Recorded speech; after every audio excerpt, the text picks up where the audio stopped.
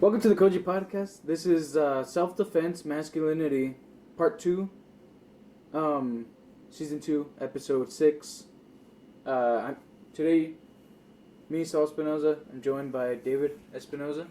Yes, in my full weeb costume right here. Well, actually, since we're talking about self-defense, there's something interesting about Dragon Ball Z that we could talk about, but let's get into it.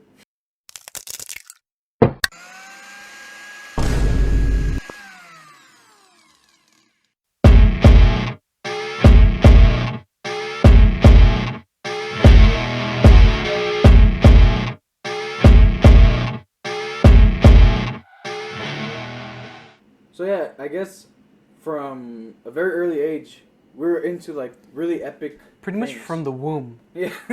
We were hitting the inside of our mother's womb.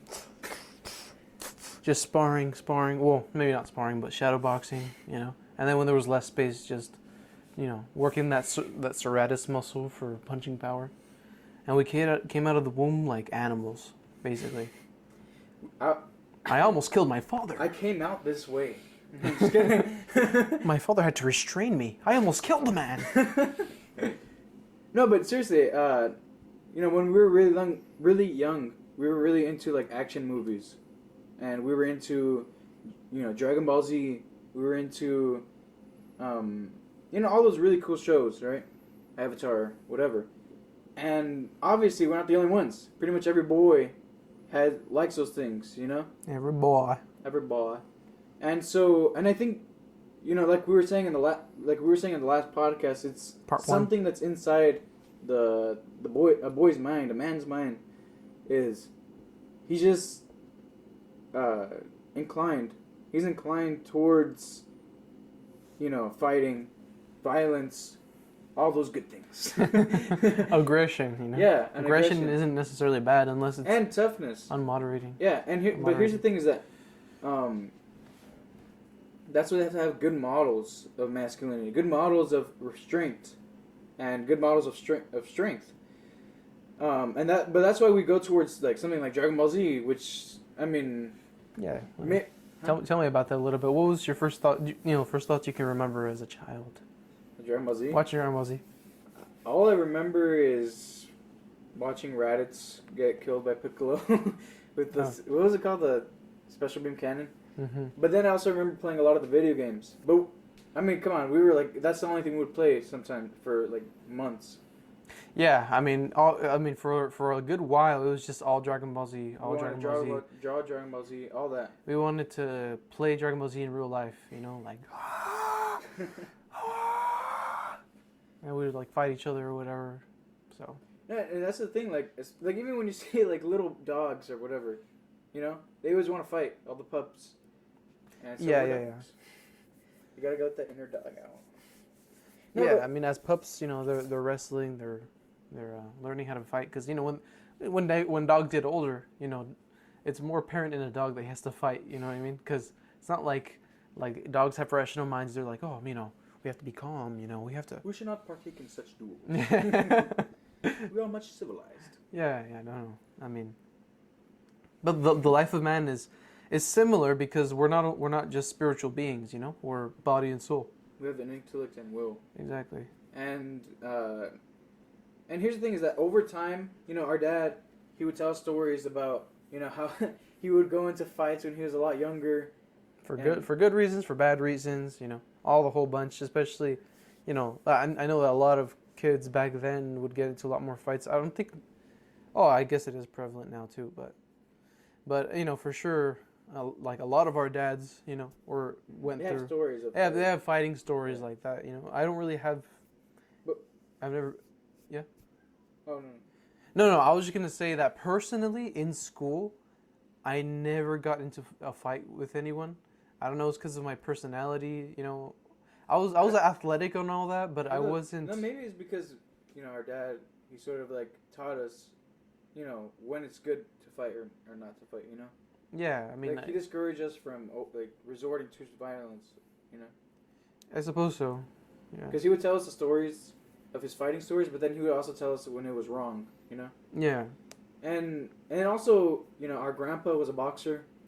He you won know, the he won the state championship. yeah he won the Golden Gloves, I think. For amateur division. Yeah, I think he was a flyweight. Actually.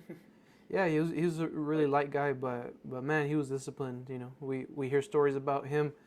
Not only he was working long hours, but he would also, you know, get up super early in the morning and do his morning run. You know, it was a long run from what I understand, and early morning in the cold. Well, at least 2 miles a day, on top of all the other exercise that boxing needs to do. Yeah, so I suppose after work he went to the gym. Mm-hmm. Yeah, For so like 2 hours or so. yeah, and he didn't do that throughout his whole, you know, for a long time, but for sure at the beginning of his marriage that was happening, and so we like hearing about that. It inspires us, you know, like, oh, our grandpa was a Golden Gloves boxer. Oh man, I wonder if I'm as good as my grandpa, you know. Mm-hmm. I wonder if I could, you know. Or just watching those Rocky movies or Creed movies. Just I remember actually that we were watching Creed and I was just like, oh, I want to do pull-ups or something. But no, yeah, it's very inspiring and it's not bad that we're inclined towards that because that's how God made us. Because we're supposed to be protectors, defenders. We're supposed to be able to protect those we love, but also fight for what we believe in. Yeah. No, yeah, for sure. And that's what we're inclined towards, something like Dragon Ball Z. Right? God made men like this, you know? And I know that it doesn't come as easily to some guys or whatever, but like I said in part one, like, although self-defense and all this, you know, aggression, that's one side of man, right? Mm-hmm. And man has other sides, right? Because obviously we have to know, love, and serve God, so we have to study our faith really well to defend it in that sense, you know what I mean? But like I said, it's really important still, the aggression, you know, the physically, you know, being able to fulfill our duties, you know, be strong in that sense. It's not to be overlooked, you know what I mean? Well, yeah, it's sort of funny because there are people who, like, they're like, oh no, I'm just not into that kind of stuff. But here's the thing: we need to be strong physically, mentally, and spiritually. But the thing is that whenever some guy is doing bad in school, you're not gonna just be like, oh, it's just hard for him, so maybe you should just, you know, give up. You know what I mean? No, I mean maybe not bad in school, but just he always needs to be educating himself in some way. Yeah, learning, challenging yourself. Yeah, but the thing is that no one's ever like, oh, that's just not for him. So maybe he should just stay dumb. You know, like no one's ever gonna do that. So why do they do the same thing with self-defense or with being strong? Right, that makes zero sense. Just because we don't, as guys, I mean, honestly, every guy, that's why they like playing video games. They like this kind of stuff. But some guys that, you know, maybe they don't want to go through the suffering or it doesn't come as easy to them, you know? But it's still in them no matter what. And they need to cultivate it. You know what you're saying? What you're saying really represents a lot of boys, you know, who are into video games. Like, oh, you know, he's gentle. He would never do anything or whatever. Or maybe it's true. Maybe he's very, like, you know, he's not into doing things like exercise. Maybe he's kind of lazy. Maybe he's not really strong. You know what I mean? But by the fact that he's playing video games, what is he doing in the video games? For the majority of the video games, you know, he's fighting. Yeah. Well, he wants adventure. He's competing. He wants adventure. Yeah, and he's competing. He's fighting. Even if it's chess. Chess is about war. You know what I mean? That's ultimately what it's about. And so you cannot overlook this aspect of man. We are made for war. Even if we're living in times of peace, we have to be ready, you know, at every moment for anything that can happen. Even something as simple as my daughter got hurt and I need to be able to carry her from this place to that place. You know what I mean? If you dislocate your shoulder carrying your daughter, you know, like you have to be ready. Well, yeah, because just like strong. You have a soul, you know, you're obviously in this life you want to get to be as holy as you possibly can. You know, obviously it's only possible with sanctifying grace. But you also want to be as strong as you possibly can as well. I mean, obviously not injecting steroids or anything, but like at least keeping it. You know, God gave us bodies; they're temples of the Holy Spirit, and we have to maintain it. Yeah, the life of man. In the life of a man, you always have to increase in all these different aspects in your spiritual life, and like for example, let's just take me for example. There are times in my life where I have been very focused on this aspect that we're talking about, you know, and it wasn't a bad thing, But there were other times where I started slacking and I started getting lazy and I wasn't doing as taking care of myself physically as I should. Eating the right things, exercising, and just being disciplined. But like there was aspects where I was slacking in that, but I was doing better at this. Like for reading or the point is that no matter what, we have to be increasing in all three aspects. You can't just pick one or two and then completely reject or well, not reject Just cast it to the side. malnourish the third part of yourself. You know what I mean? Like that's your tripod, your mind, body, and soul. Yeah. If you take one leg of the tripod, it's just gonna fall. We wouldn't have these beautiful cameras without tripods. You are a camera. But anyways, so. But I just wanted to talk. Since we're going to be talking about martial arts, there's a couple of benefits to learning martial arts. Obviously, there's physical benefits. There's you're more balanced. It even has mental benefits too because you're more focused.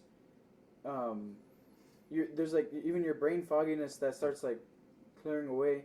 Yeah. You get more confident because you're stronger. You're confident in your ability to do things, and that influences other parts of your life as well. Yeah, I mean, if you can handle a physical altercation, then you can have more confidence in spreading the faith. Say things with more confidence because you know that if things go a little bit awry, obviously you use your prudence. Yeah. But if things get a little bit awry or whatever, that you can defend yourself or whoever's around you. You know what I mean? Or just take control of the situation and obviously you don't just punch the guy in the face right away. You kind of try to talk it down. And anyways, that could be a different podcast. But use your prudence. And yeah. And also, like we've talked about before, that discipline is very important because it also goes into the virtues as well. You need to be disciplined to be able to practice the virtues. And if we can't even discipline ourselves from, eating that extra, Big Mac or whatever, then how we're going to, restrain ourselves from big sins that are very tempting, Yeah. So if we have these things down where we're healthy, we're learning a martial art, and because it's not easy, I mean, people are going to be like, are going to get a little angry, but like me, I've done weightlifting, I've done cardio, I've done calisthenics, and I've done martial arts, in the past. And can I tell you, doing Muay Thai or martial arts has been the hardest out of all those three, Yeah. It's not easy, but then also, even from then, it's also, if you're going to be healthy, you're going to have to eat better. You're going to have to get the right amount of calories, whether, you have to get less or more, and you have to eat the right foods, and it just goes on and on. But when you're able to discipline yourself, where it's like already second nature, then it's going to help in so many other things. If you want to get something done, if you have some sort of mission to do, Yeah. And it helps with goal setting because let's say you want to get to this weight, maybe you have to cut for weight for a fight. Then you have to put your goal, get it on the right time, and know what you have to do and just do it. Yeah. And then obviously, if you learn a good martial art, then you're gonna have self-defense. Yeah. And I just want to note that not everyone's going to be competing, but you could at least spar with people. yeah, I mean, like if you learn the martial art and you don't spar, you're not going to do. Chances are. I mean, obviously, it's not out of the realm of possibility, but chances are. you're gonna have better chance than a normal person. But better chance than a normal person, but chances are, if you haven't ever sparred in your life and you've only hit bags and you spar for the first time in your life, get someone who's, I suppose, like pretty experienced in the gym, that you're not going to do well. You know what I mean? well, it's because bags don't hit back. Yeah, exactly. And so maybe, you don't have to. All this is prudence. We're telling you that this might be the best thing for you. At least give it a try, bro. Mm-hmm. But for sure, take care of yourself. Of your physical health. Yeah, but we're but telling you also- that this is basically maybe the best way to do that. Well, because you're getting a full body workout, you're getting cardio, and if you're You're lifting weights, especially with that, then you're getting stronger as well. And you're confronting people. Yeah. And obviously, try to pick a good gym where it's not like just like bitter or aggressive. It should be like friends who are sparring each other, who are basically after each sparring session kind of learning from that, and not making it an emotional thing. That's the whole point. It's not making it an emotional thing where, oh, I'm better than you, or ego, or any of that. You know what I mean? No, and also honestly, it sort of helped me because going to the gym, you got to fight guys way taller than you. Yeah. And me, I'm not that tall of a guy. Yeah, Below me the neither. average. Me neither. No, I know, like neither of us. But here's the thing: is that we fought guys 6'5", or at least I don't know if you have, but I have fought guys 6'5", 6'6". 6 foot and up. I fought, and I've been able to be successful. In those sparring sessions or even in fights, because in my 2 fights, I fought against guys who were 6 feet. And I remember before when I was next to tall people, before I started learning martial arts, I was like sort of insecure because like, oh, they just think I'm shorter than them, and I mean, obviously, who knows? They might be thinking things, but like, the fact that I know that I could beat them up, that gives me a confidence because I'm like, okay, I'm not a weakling. I know what I could do, and obviously, if I just see a tall guy, that doesn't mean I'm like, I'm gonna hurt beat him up. this person. It just it's a confidence boost, and also it relieves a lot of stress. Instead of punching your wife, you punch the back. I'm just kidding. No, I'm just kidding. And then, even your social skills are improved because you have to go to. You have to talk to people. And also like imagine you're punching a guy, and then you're laughing with him the next moment. Yeah, exactly. So like, it helps you in it helps you also have respect for each other, and to self-control, respect, and relationships. Yeah, exactly. Because right there you could show, okay, even though we're hurting each other a little bit, we could still be friends for this or this or that. We're just trying to help each other get better. Yeah, like the reason we're sparring is to help each other get better. Yeah. The iron sharpens iron mentality that everybody talks about in men. Sparring in a gym is the best example of that, at least on a physical level, anyways. Well, I know. For me, to be honest, going to the gym really helped me. In your spiritual life, or what? No, so like to have social skills. Oh, okay. Sorry. Helped me better. Obviously, I mean, I didn't get everything from there. That would be weird, but it did help me out because I was a shy kid growing up, and then to stay calm in intense situations. Yeah. That definitely has helped me because the thing is that when you're getting punched in the face, you gotta learn to accept it. You're gonna get punched. And you can't panic either, or else you're just gonna lose. Yeah, because here's the thing: is if you get punched, then you got punched. You can't change that, If you're gonna get punched, you're gonna get punched. Obviously, that's why you learn how to dodge and everything. But you learn to accept situations that you're in. Yeah, there are people who you see videos of kids who are being punched for the first time in their life, and they don't know. They're not even putting their hands up in like fighting position or anything. They're like, and the guy, they keep punching and punching and punching. And they're like, and I've seen a different video actually where they don't even cover themselves. They're just sitting like this at a table or a desk, and the guy just comes boom punching him on the side of the head and keeps punching him. He doesn't even move his arms. Because he doesn't know what to do. He's in shock. Yeah. You know what I mean? No. And here's the thing is that because some people they think like to stay calm you gotta just be like, it's okay, everything's fine. But here's the thing: the actual way to stay calm is just look at yourself. I mean, maybe you don't have a mirror in there, but you just have to say, no matter what happens, it's gonna happen, and you gotta accept the situation. That's how you remain calm. If something happens and there's a danger of you dying, you gotta accept that you're gonna die. There's a possibility that you're gonna die. If this happens or that happens, you gotta accept that that's a possibility, and that's how you stay calm. I mean, I've been in situations.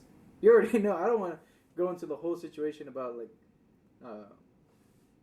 accidents I've been in, but like, you just gotta just accept it. Because I remember I wasn't panicking or anything, and I think learning martial arts really helped me in that, and working out in general. So, obviously, all this also even goes into the aspect of the spiritual, like I said already, into practicing your virtues, into getting your prayers done on time, and, honestly, the spiritual life is way harder to be disciplined in than the physical aspect. So that's why it's good that you start in this one aspect. I mean, obviously, you're supposed to start in all of them. You know, most importantly, spiritual. But if you especially get disciplined in this aspect, it's going to help you in the harder things. You know. Mm-hmm.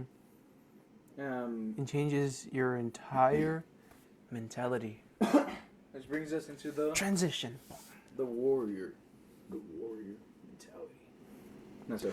The warrior mentality. No. The warrior. Okay. The warrior mentality. Mentality. Can I read it? The warrior mindset is more than aggressiveness and determination.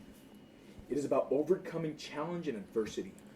It's about possessing understanding and being able to utilize a set of physiological and physical skills that allow someone to be effective, adaptive, and persistent.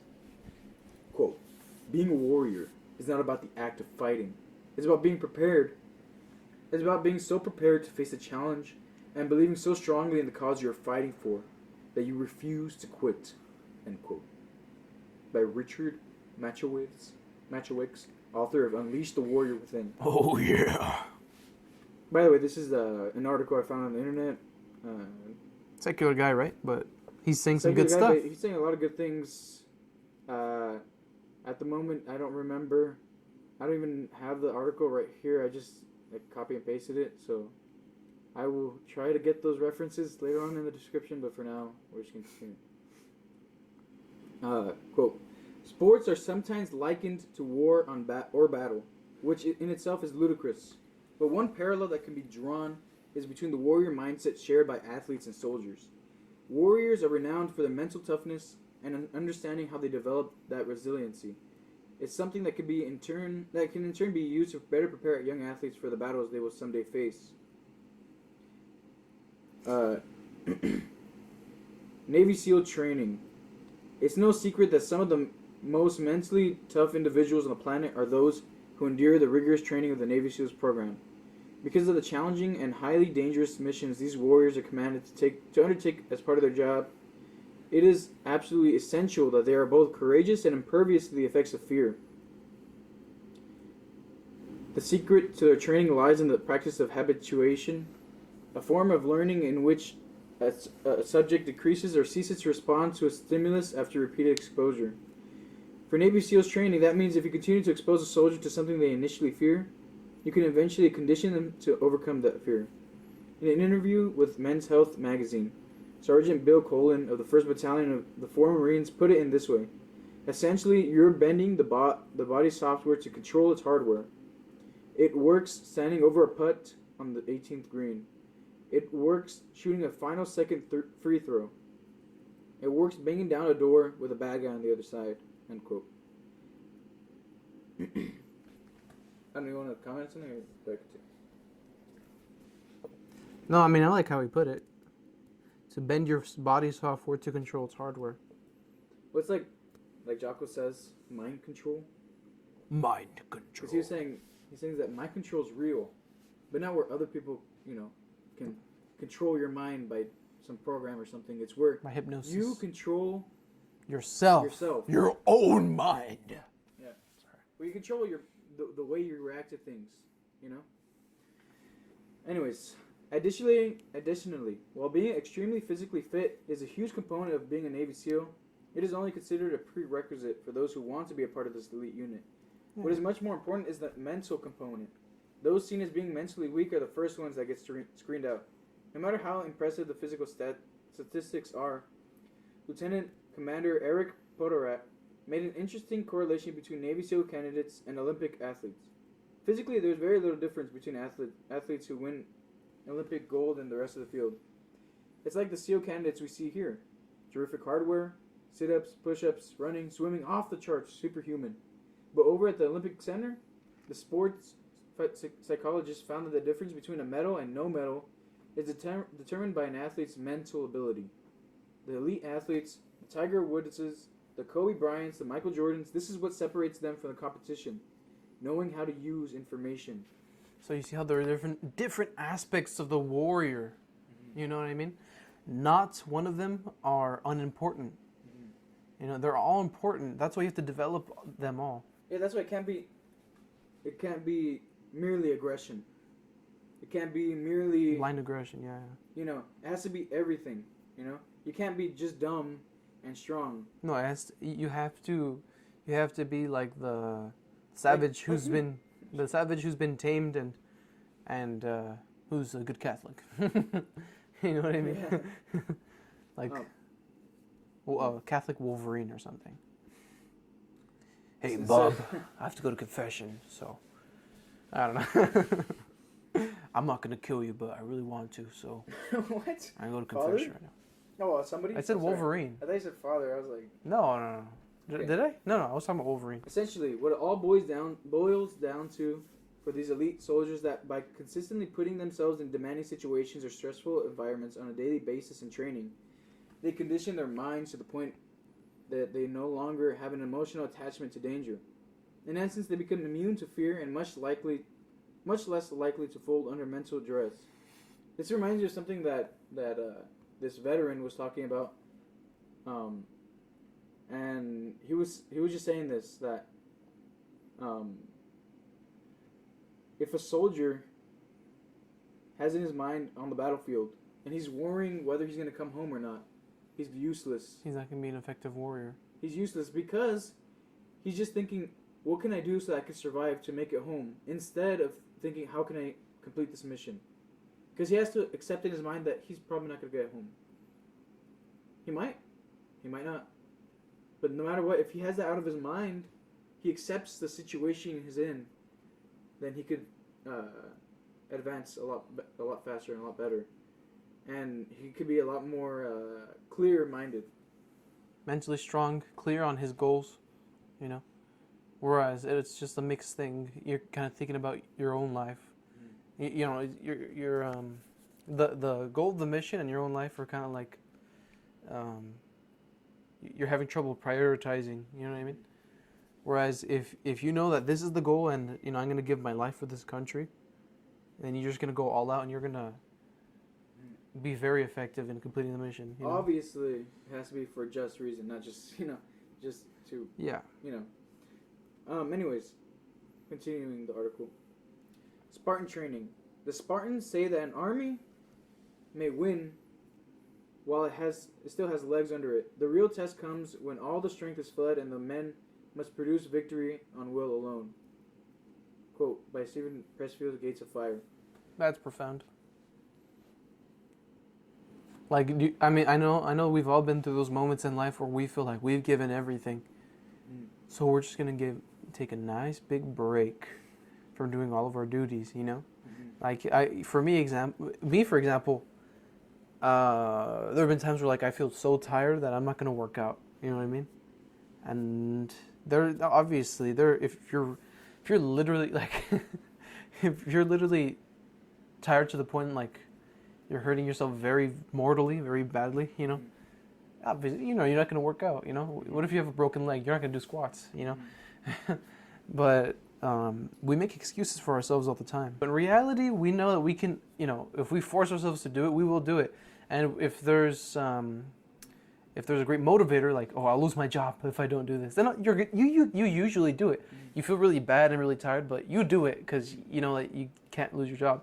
So you know that, you know, you can force yourself to do the things that you have to do. You know what I mean? And it's on those days that you do that, because you feel like you can't do it. But once you start going on with it, then you start feeling better, maybe more tired than usual, and then you will never regret it.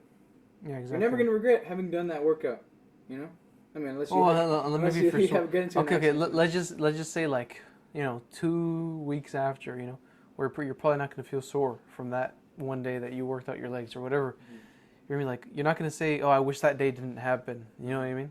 You're going to be happy because, like, okay, even though it was hard, I got through it. You know what I mean? But anyways, I want to say something. I think I've heard it from somewhere, but that fits with this little quote that we just read.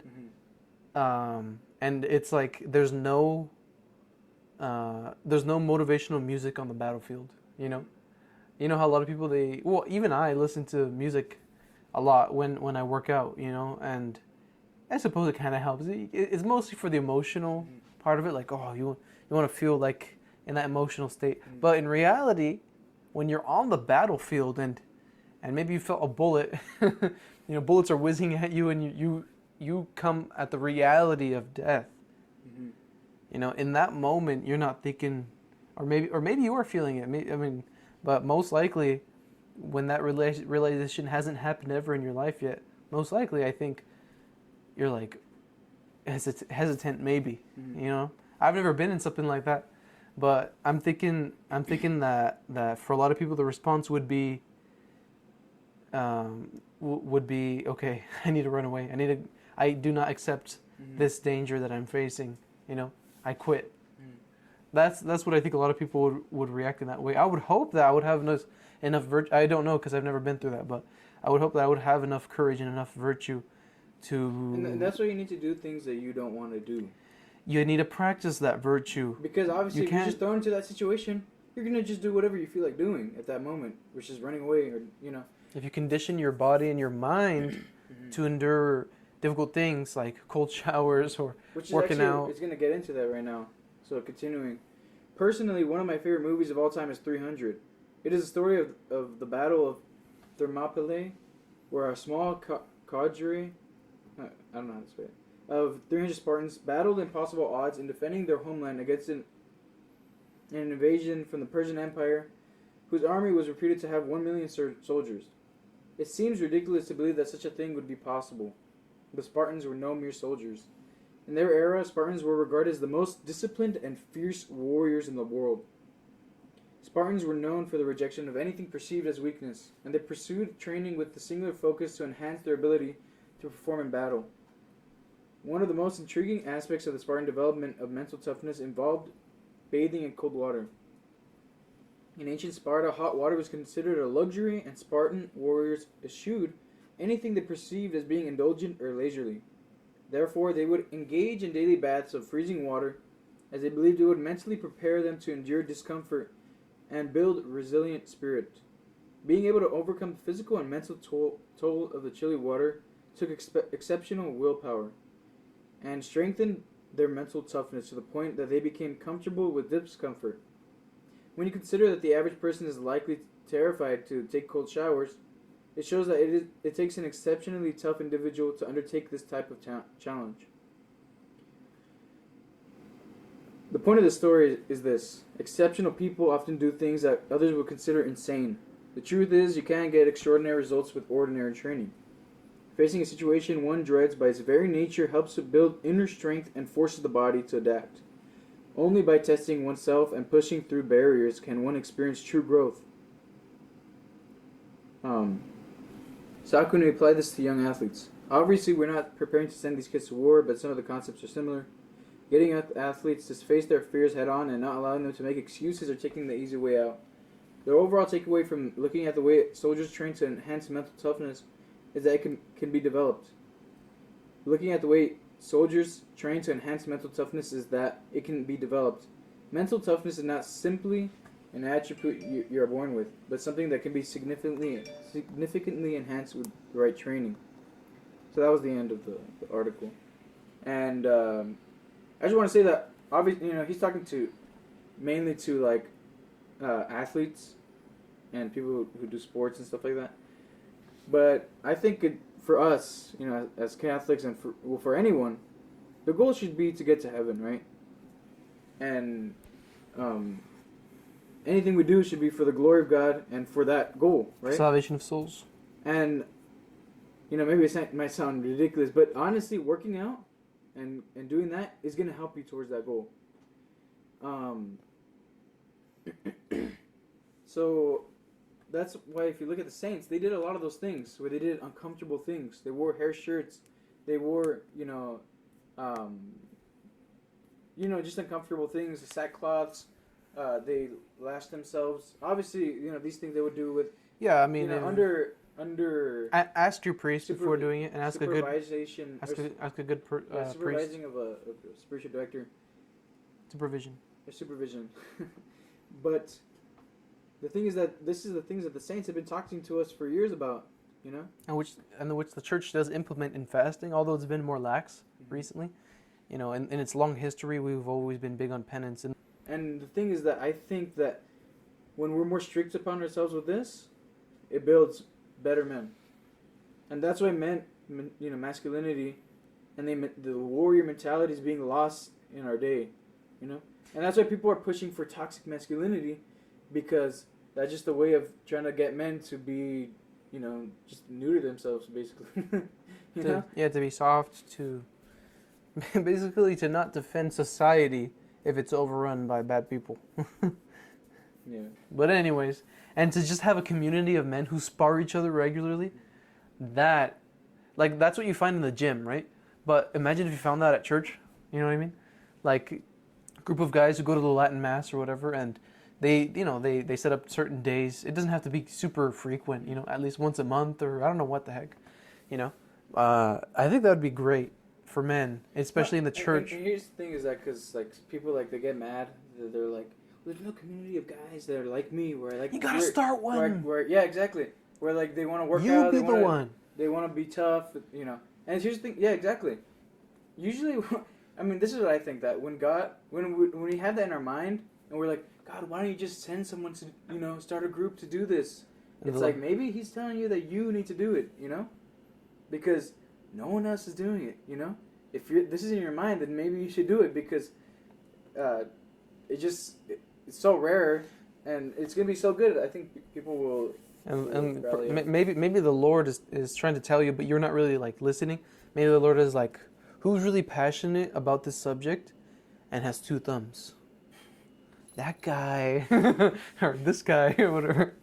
You know what I mean? Like if God put that desire in your heart to for some sort of community or something, I don't know what the heck, then you be the one. Maybe that's our Lord kind of calling you to do something like that. No, because obviously I understand. You go to church, or even to traditional parishes and stuff like that, and you go and the guys look weak. Sure, obviously they're following their faith and they're trying to do better, but it's just like you want a group of men that are going to help you get better physically, mentally, spiritually. And I do understand the frustration, because I did feel that too.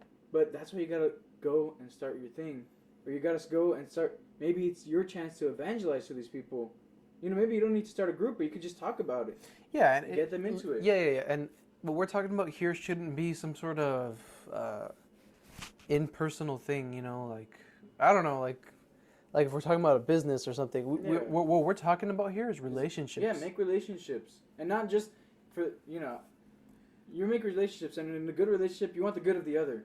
Yeah, that means you guys are doing virtuous things, subjecting your body to pain in order to better yourself, rather than a group of friends that you see movies with all the time, and that's it. Seeing a movie with your friends, okay, that's good, but that's all you do, Well, yeah, because at that point you're not really friends. You're not really good. You're friends of pleasure. Yeah, because they just bring you pleasure, and that's pretty much it. That's the only reason you hang out with them. But if you have a friend that's that sort of helps you improve, and it points out to you I love you, but this, and that you need to, change this. Obviously, you have to do it in a charitable way. Yeah. And they do that to you, and you do the same for them, and you guys both grow. If you're helping each other grow in virtue, then that's going to help, because I've been in the same thing where you go with church friends, and it's just you just feel like, you're having fun and everything, but you're like, what's the actual point of this? We're just having fun, and that's it. At one point, you have to actually find friends that you want the good for, and they want the good for you as well. Yeah, I feel like we need to make we need to do a podcast on community and what that actually looks like. Mm-hmm. What that would be ordered towards. I think that would be an interesting topic to investigate, look into. What does the church say about it? Things like that. Community isn't just for pleasure. Community is there for you guys have each other's back, and different things like that to build up society. Everybody has their domestic church, and they form their children, and then those 2 different families, their children, grow up, and then possibly get married, and they, make the church bigger and better. No, yeah, and I think it's always about being better than you are, because we can never be perfect, but we could always be better than we are. Yeah, it's not an ego game. It's just a winning at life game. You don't want to lose at life, because if you lose at life, as Catholics, and it's not even only as Catholics, obviously everybody should be Catholic, So the ultimate goal of life for everyone should be to get to heaven. So that's the ultimate loss. If you're losing at life, that means that you lost heaven, you know, and vice versa. When we talk about winning at life and losing at life, we're not talking about in the sense of the worldly, careers. We're not talking about being successful, making billions of dollars, and blah blah Those blah. are those are good. And they We're should not be. talking about Andrew Tate here. No. Like being success in the world, you know, it's a good thing that should be consecrated to the glory of God, you know. But anyways. No, actually, I know we're trying to wrap up, but actually, I want to bring up Andrew Tate because you know we've made fun of him in the past episodes. Yeah. But actually, what do we really think about this guy? Because here's the thing: is that he brings up good points, right? That this is wrong in feminism, and this is wrong in the way the world is, you know. Masculinity is waning, you know, is disappearing. But he offers bad solutions. But the thing is that since guys have no other place to go, they have no other reference point. Oh well, this guy seems like manly guy. Seems happy, you know, and so they follow that, you know. Yeah, I mean it's self-contradicting, you know. Well, I don't want to. There's something that I heard online, but I don't want to use the exact language because it's bad language. But it was basically saying that it's self-contradictory because these same people are saying that they want, you know, like to date someone or to marry someone that would be pure. You know what I mean? That not someone who's been through a lot of experiences that are, you know, like sexual experiences, like a body count. Or yeah, things like that, and there are good reasons for that. But what my point is that it's self-contradictory because then they turn around and say that they'll hook up with somebody for one night and then never see them again, and that's manly somehow. So on the one side, you want pure women, you know, good women, pure women, and at the same time, you're making impure women. You are the maker of impure women. You know what I mean? Like you're not even talking about marriage at that point. And a lot of people say like, well, I guess this is a different podcast, but a lot of people say that that's lost and we can't have that now. It's like, dude, if you were Catholic, then you would know that it was possible, you know. But maybe because you're so blinded by your own passions that you can't see beyond that. But anyways, so there's a lot of different topics and subtopics. Like if somebody's been through experiences like that, they have conversion. Obviously, you guys are Catholic, you know. You guys can work with sanctifying grace to be better. You know, a lot of these people don't even think about sanctifying grace at all. You know, they're just looking at it from a natural perspective. Yeah. No, it's just like you got to look at life, right? There's a goal. There's what you need to do, and you need to do it, right? But you gotta locate the problems, see what the problems are, and what solutions you can have. Yeah, you have to find out. Yeah. Andrew Tate does give some, so he gives solutions, but they're not the right ones. You got to find the right solution. You got to see what the problem is, find the right solutions, and then execute them accordingly. Yeah, and obviously do this under, look at all of this from a Catholic perspective, which is the only genuine way to look at this topic. Yeah. You know, be virtuous and don't be sleeping around. You know, you got, and our Lord said only, you know, when God has joined man and woman, you know, man shall not put it asunder. Sorry. Like, what therefore God has put together, there you go. No man put asunder. Yeah. The point is that we should learn our faith, you know. As men, that should be the top priority, right? But these physical things will help us to be more virtuous, you know, to be God-fearing, you know, to be self-sacrificing for others, and it's all for the glory of God, you know. That would basically be my last comments. Is all of this? We're not talking about petty ego. We're not talking about winning for the sake of winning. Yeah, it's not about being strong for the sake of being strong. No. It's not about being smart for the sake of being smart. These are all ordered towards a goal. And we were focusing on the physical today, but there are times we're going to talk about the intellectual. Yeah. Like I said, tripod. You need all three. You need to be growing in all three constantly. But we're just talking about this aspect for today. Yeah. Well, thank you, Dave, for joining me. Thank you for having me, as always. I love you guys. I love Koji. Yeah. Thank you for watching. Please like, share, and subscribe. And God bless. God bless you.